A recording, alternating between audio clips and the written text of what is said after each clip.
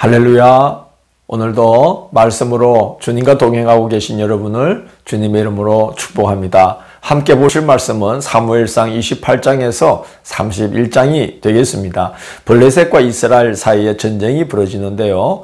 이 일로 인해서 다윗이나 사울 모두 난감한 상황에 처해지게 됩니다. 그러나 그런 상황에서도 하나님께서 다윗에게는 피할 길을 열어주시지만 사울에게는 살 길조차 열어주시지 않는 모습을 보게 됩니다. 오늘 본문은 그런 내용을 다루고 있습니다. 다윗이 블레셋 가드왕 아기스의 신복으로 자기 몸을 의탁했기 때문에 지금 다윗이 자기 동족 이스라엘과의 전쟁에 참여하지 않을 수가 없게 됩니다. 그래서 같이 이제 전투에 임하려고 지금 전장으로 나가고 있던 중입니다. 만약에 이제 전투가 딱 벌어지게 되면 다윗은 어쩔 수 없이 자기 동족들을 이제 해를 입힐 수밖에 없게 되어서 다윗은 영영 이스라엘로 돌아올 수 없게 되죠. 반면에 전쟁을 피하게 되면은 아기스의 신임을 잃어버려서 의탁할 곳이 없어질 뿐만 아니라 목숨도 위태로워지게 되는 것입니다. 그런데 참 신기하게도 다윗이 이제 전장에 나가려고 자기 부하들과 함께 아기스의 뒤를 따라서 이렇게 대열을 이루어서 가고 있던 중에 그 아기스의 수령들이 블레셋의 수령들이 아기스에게 다윗과 함께 갈 수 없다. 다윗을 이 전투에서 제외시켜야 된다라고 요구를 한 것입니다. 왜냐하면 갑자기 변심을 해서 자기들의 목을 쳐서 사울의 신임을 받고자 한다면은 얼마나 위태로워지겠냐는 것이죠. 그래서 우리는 이 전투에 사울을 데리고 갈 수 없다라고 강력하게 요청을 하게 됩니다. 다윗이 맨 처음에 아기스에게 이제 의탁하려고 왔을 때 제기했던 문제를 다시 꺼낸 것인데, 사실 그동안에는 이 수령들이 아무 그 일로 인해서 문제를 제기하고 있지 않다가 갑자기 지금 전투를 벌이기 직전에 그 이야기를 꺼낸 것입니다. 그러니까 다윗은 어쨌든 지금 하나님께 모든 걸 맡기고 정말 얼마나 기도를 많이 했겠습니까? 자기 동족을 잘못하면 죽이는 상황이 되는데 그러나 피할 수 없으니까 아마 기도를 많이 하나님께 의탁하면서 지금 전장터로 가고 있었습니다. 전투에는 참여를 한 것이지요.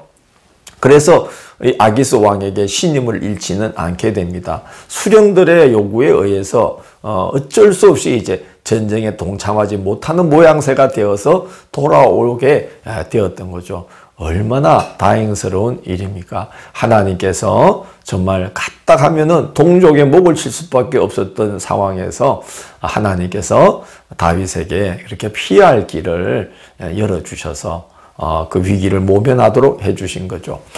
그런데 이제 시글락으로 돌아와서 보니까 그 가족들을 다 두고 갔는데 사막의 약탈자 아말렉 족속들이 시글락 성읍을 약탈해서 가족들과 소유물을 다 탈취해서 이제 달아난 것입니다.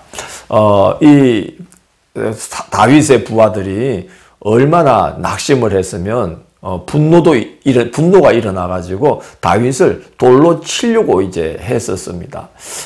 근데 하나님께서 바로 이때에 이 다윗을 위해서 위기를 모면할 수 있도록 하나님께서 다윗에게 붙여준 사람이 있죠.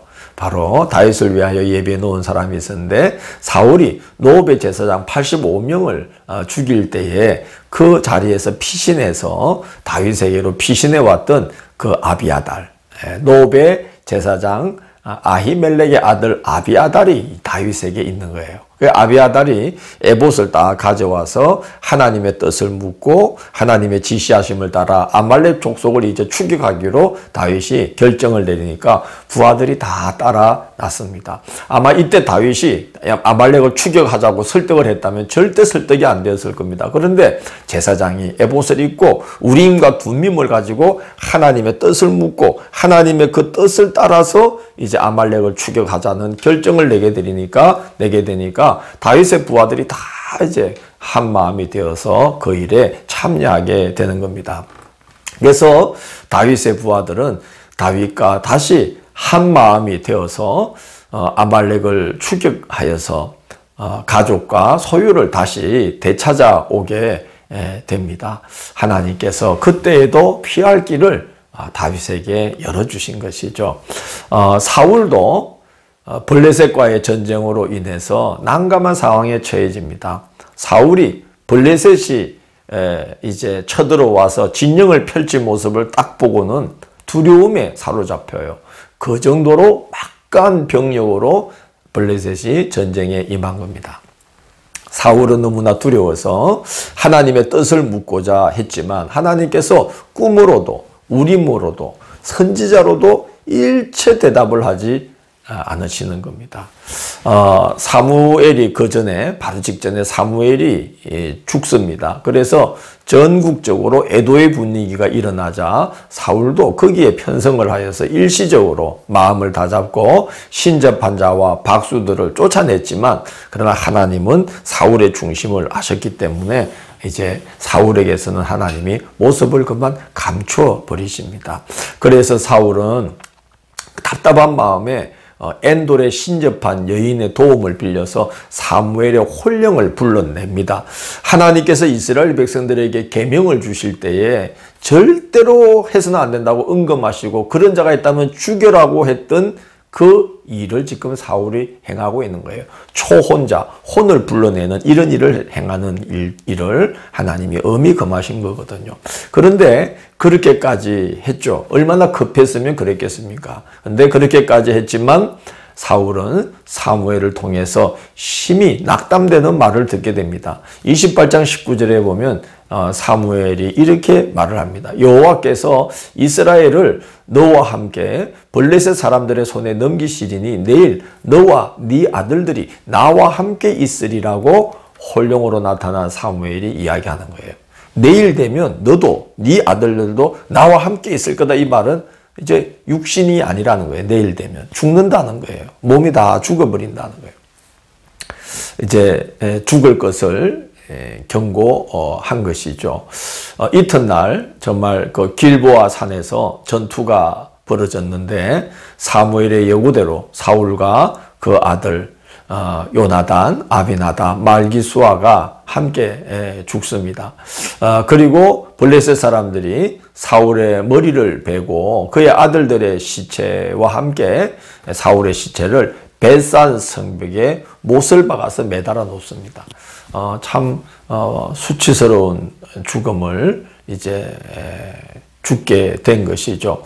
하나님께서 사무엘을 통해서 여러 차례 경고하셨고 다윗을 통해서도 두 번이나 목숨을 살려주시는 은혜를 베푸셨지만 이 사울은 시종일관 돌이키지를 않고 악행을 일삼았는데 그 끝이 그렇게 비참한 최후를 맞이하게 됩니다.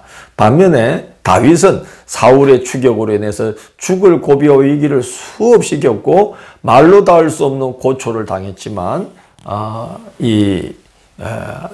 다윗은 시종일관 하나님을 생각함으로 인내하고 신앙의 덕을 잃지 않았습니다.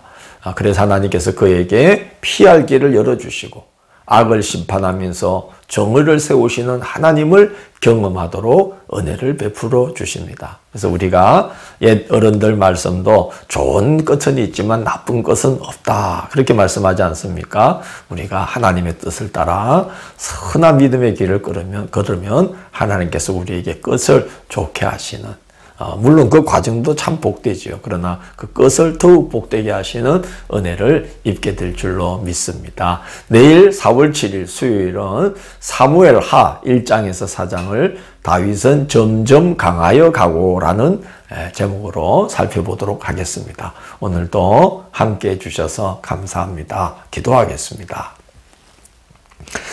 사무엘상을 통해서 하나님께서 사랑하시는 자, 또 힘든 중에도 하나님을 생각함으로 하나님을 의뢰하고 그의 뜻대로 살고자 하는 자를 하나님께서 반드시 기억하시고 그 나중을 복되게 하심을 저희들이 보았습니다. 저희들의 삶이 다윗과 같은 길을 걸을지언정 사울의 걸음을 걷는 일이 없도록 항상 저희들의 걸음을 복된 길로 인도하여 주옵소서. 예수님 이름으로 기도드립니다. 아멘.